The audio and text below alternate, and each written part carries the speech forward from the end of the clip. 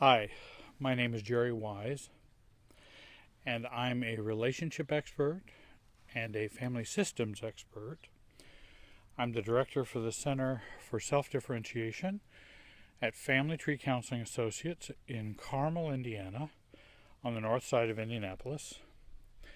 And I'm a marriage and family coach. And this video is entitled Declaring Self, a Key to Self-Differentiation. This video I've made at the request of a number of viewers who have watched my videos on family systems approach to healing, recovery, health, marriage, families, and family of origin issues. And they've requested that I make a video on the topic of declaring self. So what do I mean by declaring self? And by the way, I also use the upper and lower cases for self to describe the uppercase self, capital S, meaning our true basic sense of self. The smaller case S, when I write, I use to describe our pseudo-self, our adaptive self, the self we've come to manage, but is kind of malleable and kind of flexible and kind of changes, whereas the true basic sense of self is the self that we are when we can stand alone, the true basic inner us. So what is declaring self? It is the practice of sharing our true selfhood, the true self-differentiated self, our authentic self, the self we can be and are in a healthy way within systems, emotional systems and family systems, a self that can stand alone, a self that can stand alone even apart from our family or our spouses or others. And when we declare self, that's where we differentiate from others. And I don't mean in opposition to, I mean in declaring us. And there's a difference, and we'll talk about that in the video. And again, that lowercase s, that smaller self, that's our adaptive self, our automatic self, our self caught in our family of origin trance. It's often enmeshed with our past, with our family of origin. We consider it kind of a pseudo-self. It may be our public self. It's the self others want us to be. It's many times people will describe it as our unconscious self. It's the self in which we often get pinged within relationships, which cause us to not be our true, authentic self. So what is, let me describe first what declaring self is not. Declaring self is not just simply about stating your opinion. It's not simply just being assertive. It is not about reactivity or being strong for just a time. It's not about being fed up and just blurting out how you really feel. It's not about getting others to change. It's not about just dropping the bomb of truth and letting others just deal with it. It's not telling someone off. It's not done so you can get something off your chest and then make up with the person sometime later. It's not simply self-assertiveness trying to influence other people. It's not sharing with someone how you really feel just to get closer with them emotionally. Declaring self is about being and communicating this uppercase S of self and resisting the smaller case s, self. And declaring self is about the following. We are truly declaring self when we have explored family of origin relationship patterns, and how we participate in them. When we are declaring self, when we understand the dynamics of how being our true self would disrupt this pattern and predict possible reactions from others, because we understand the patterns. We understand how we fit in them, how we participate in them, and we understand what's going on in the relationship. Declaring self is about and occurs when we understand our own immaturities and our own fears. Declaring self occurs when we accept how others function in the emotional system and in the emotional patterns. Declaring self occurs when we accept how we have functioned in the emotional system. It also is about the process in which we do not cut off from others during this process, and we choose to stay connected while declaring self. It's a process in which we manage our anxiety and our calmness levels. It's a process in which we examine and discover our true self-position, beliefs, values, and understandings. And declaring self is when we declare them within the emotional system, not as a reactive exercise, but intentional and accepting that others may not accept our self-position, and in which we are prepared to stand alone. Declaring self is when we intentionally not give in to the enmeshment or resistance of others to get us to change back. And we understand all of these things. When we have that understanding, then we are truly declaring self. I think one author put declaring self or being self-differentiated as having two primary components. One is self-regulation, and the other is self-differentiation. And I think both of those are very important for declaring self. Often when folks try to be assertive or stand up for themselves, they lack one of those two elements, and then the process does not work. All of these steps are learnable, they're doable, and they're achievable. I see people every day learn how to do these things and become stronger and build their true sense of self. If you're too reactive, angry, fearful, then you're really not ready to do the work of self-declaring yet.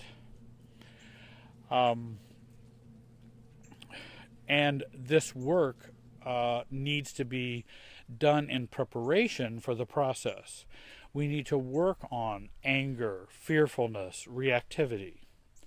Declaring self does take preparation and takes an understanding of the map and the lay of the land, the emotional landscape, so that we can be as calm as possible while maintaining a true self-declaration of what we think, feel, and value. Here's an example of a failed declaring self and a failed self-differentiation. Remember, declaring a self is about self-regulation and self-definition, or self-differentiation, or definition. Sally has a pretty dysfunctional family with lots of shame issues, guilt issues, immaturity, and reactivity. She realizes she has felt frustrated for years, and she picks up a book entitled, "Had Enough? Start Telling Others What You Really Think." She reads it and decides, by golly, that's what I'll do. That sounds like a good idea. The author makes a good case about what to do, so I will just tell my sisters and my parent what I really think, and then I will feel better. I'll feel stronger and more like an adult rather than a child inside. So she goes to each of them. She feels nervous and worried. First to the sisters together, she tells them she has had it with them being late every time there's a family gathering, and that she does not like it when they joke about her. She goes to her parents so she can tell her parents how she really feels angry inside and builds up some steam so she can tell her parents how she really feels, and tells them that she's tired of being treated like a child and that she's a 42-year-old woman and wants their respect. The entire family is in shock. They call each other, talk about Sally, and how she was just short and insensitive, and that they worried she's gone off the deep end. They did not know that is what she felt about them. They didn't know that's what she felt. They felt hurt and mad at Sally for what she did. The family is now anxious and very highly charged and will stay away from Sally until she comes to her senses. Sally calls her dad for help with the plumbing. He said, well, maybe you should call a plumber, out of his hurt and possible rejection. Sally calls her mom for comfort about struggles she's having with her husband, which she often shares with her mother. Her mom feels anxious and really wants to avoid Sally and becomes too busy to really talk to her like they always do. Sally's sisters feel rejected and shamed by Sally for the things she said to them. They felt she ambushed them by wanting to talk to them and then laying it on as to how they've been wrong and behaved badly. The family gets together, and Sally senses it's very strained and awkward and very tense. They're all together. Sally tries to act like nothing is wrong, but feels guilty and cut off from everyone else. She feels some abandonment from her family and rejection. This upsets her emotionally. She becomes overwhelmed with those feelings, feels upset and hurt, because she feels only because she was being honest and shared how she really felt. So she blames them for her negative feelings. She leaves early, sits at home pouting and hurt, and absolutely confused about what she does now. Have you ever known anyone, or have you ever participated in a situation where something like that has happened? Maybe not all the details are yours, but certainly that has happened to me. I think it's happened to many people that I've talked to. So what went wrong with Sally's declaring self, and I must say her small s self, not her big S self? What went wrong with Sally's declaring self? Well, first of all, I don't know that Sally understood her family very well. Her family has lots of shame issues, guilt issues, and immaturity. I don't think she took that all into account and effect when she was deciding she was going to be very intimate with them and share with them her inner feelings. And that in sharing with a dysfunctional family your inner feelings or true feelings, you will often ignite shame and guilt and immaturity issues in others. And it may end up triggering your own as well. She also read the book, Had Enough? Start Telling Others What You Think. So she read a book about being self-assertive or sharing your feelings with others, or go be strong with your family of origin and just tell them how you feel. The problem is the book doesn't have a systemic or a systems approach. It doesn't take into account the patterns that have been developed over time. It doesn't tell you how to deal with those. It simply says, do step A, B, and C, and things should go well. And just keep doing A, B, and C, and things will go well. I don't think it educates the client. I don't think it educates the person enough to know how to strategically declare self in a family of origin. If you also notice in my vignette and in the story I gave you, her reason for doing it was so that she might feel better. If you're declaring self so that you will feel better, I would suggest you need to feel better first, then declare self. Don't use declaring self as a means to feel better, because it's going to undermine your efforts. So again, her goal was either to change her family or to feel better inside. Those aren't good reasons and will not support a declaring self move. I also mentioned Sally feels nervous and worried. She's very anxious herself. I don't think she learned very much or knew how to calm herself or knew what to do with those feelings when they came up. She also felt very angry inside. She even had to build up steam so she could tell her parents how she really felt. If you have to build up steam, then you're probably being reactive. And you're going to get a whole bunch of reactivity from other people because they're going to react to the emotional components and the emotional field of the situation less. They're going to react to the emotional field. They are far less going to react to the content of what you're saying. So if you come with a whole bunch of anxiety, anger, and nervousness, even though you're saying the right things, it's all of that emotional tension that's going to get heard. Often the things that are being said are not going to get heard. So we have to manage those things.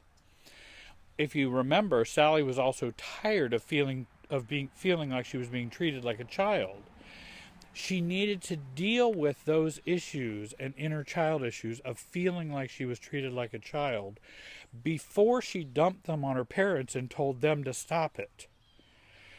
In other words, you need to resolve that within you first, then you can communicate to your family about boundaries or what you'd like to do about and how you act as an adult.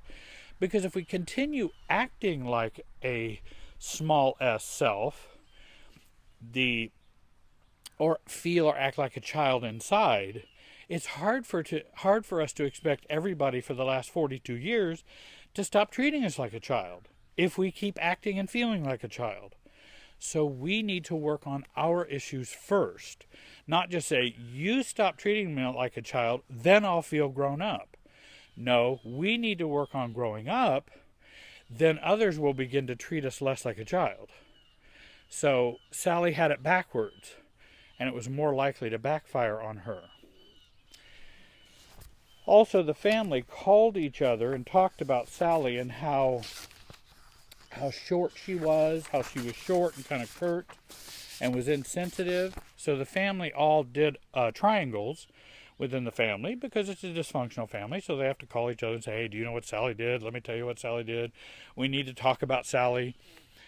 And that Sally had gone off the deep end. So we have all these emotional triangles going on, which says there's a lot of enmeshment going on in this family, which Sally wasn't ready for, nor knew what she was going to do about that. Also, they didn't know what Sally really felt about them or felt about these issues, so this was a big surprise to them. They hadn't had that kind of intimacy, and then all of a sudden, Sally's coming and going, we're going to be really intimate right now, okay? And I want it to go well. Well, often in dysfunctional families, it doesn't go well when we do that. So there are other approaches we need to take. And the first is to resolve and calm ourselves and to deal with our issues. Then, of course, the family became very highly charged and very reactive. Then Sally goes to the family gathering. They all show up again. Sally tries to act like nothing wrong. She doesn't feel like nothing's wrong. She's just acting like nothing's wrong because she starts to feel some abandonment from her family. She felt that rejection from each of them. She started to feel overwhelmed with those feelings of hurt and upsetness. Then she gets overwhelmed with those feelings, goes home, starts pouting, feels hurt, and now she's totally confused and doesn't know what to do. And that gets repeated millions of times in the world, and probably thousands of times a day, that folks will sabotage their own approaches to declaring self because they haven't looked at the lay of the land, they haven't looked at themselves well to actually make that be successful. I don't really even consider Sally's episode a real declaring self episode, but a small s declaring self episode. She was actually just doing a reactive move within the family. It just happened to be she was more vulnerable. She was more transparent about how she felt, but she wasn't ready to do that, and it really kind of blew up in her face. She was being reactive, and instead of And instead of taking it from the family, because again, she had had these oughts against them, she had had these things in which she had felt wronged, she was just taking that, and so she decided, well, I'm not going to do that anymore, so I'm going to declare self and I'm going to push back. Well, declaring self is not a pushing back. That's just the other side of the pendulum swing, and it often doesn't help. Declaring self is a standing alone, not a pushing back. It's a standing in place event. It's a declaring yourself while staying connected. Often, many feel pushing back is the same thing as self-differentiation. And no, it's just the flip side of taking it on the chin. One end of the pendulum is taking it, the other end is pushing it back. Declaring self is getting to the middle of the swing of the pendulum, so that we declare self in the middle. We are neither taking it nor are we pushing it back. It's option C, and if you've listened to any other videos, you'll know I talk a lot about option C. Let me share what Sally was missing to make this successful and really self, with a capital S, building for her. She needed a better understanding of how she operates in the family system. She was blind to this in her attempt to do what she was doing. I just don't think she saw enough of what was going on in the family. She was too much under the family trance, and that's not going to work well. Sally's goals were a failure from the start. For example, making herself feel better, getting others to change, versus boundary setting and following through, for example. Thirdly, she was not predicting the behavior of your family. I could have told her exactly what her family was going to do, and we could have talked about what she would do as a result of that. Because with a family systems approach, you can do a lot of predictive work. Because if you know how systems work, you can guess how people are going to react. She had not de-enmeshed herself from her roles and the needs and family before taking this step. Her own needs, the role she played, her family she was in, she had not done any de-enmeshing from them emotionally. She was still a needy little girl inside, trying to get her family to act right. She had not done the work to let go of her family emotionally. And so, with that glue that I'm still stuck in, my declaring self or my assertiveness is not going to work well. She will find herself back in basically the same place, though in some ways worse off, because now she's highly charged the system, her family, though it's still pretty much status quo. Nothing has really changed in terms of emotionally in the family. She's not any more self-differentiated, and the family's not any more less enmeshed from her. So the family is still highly charged, and while she continues to feel dependent on her family emotionally, and she's being pinged by her family emotionally so much, so that she ends up recycling with this recycling effect with her failed attempt to be herself. And by the way, she's tried this a number of times before.